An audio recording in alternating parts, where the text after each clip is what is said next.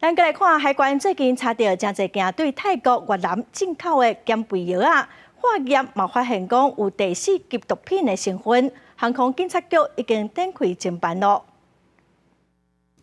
外包装印英文 STEM 苗条字样是为东南亚的减肥药化验了后发现有毒。关务署台北关最近伫航空快递专区查到真侪件含第4级毒品西部曲明成分的保健减肥食品，敢若今年顶半年就查到6万多粒。今年1到6月呢，一共有查到16件的含有西部曲明的保健食品，其中呢有13件是来自越南，有3件是来自泰国。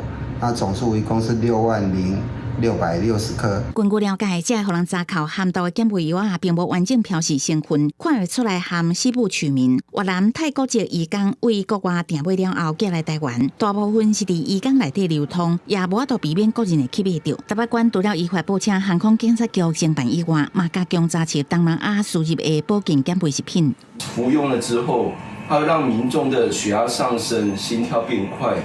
长久化就担心会有心血管疾病的风险，这些风险包括脑中风、心脏病。动物专家表示，民众食到西部曲明了后，会伫中枢神经作用压制食欲，达到减重的目的。也毋过有心血管疾病、忧郁症等这个副作用。2010年，包括后尾甲台湾都禁用。台北关提醒大家，运输贩卖者依照毒品危害防治条例规定，会当处5年以上有期徒刑，阁会当并科上悬罚金500万。呼吁民众毋通因为想要省，阁买来路不明的产品。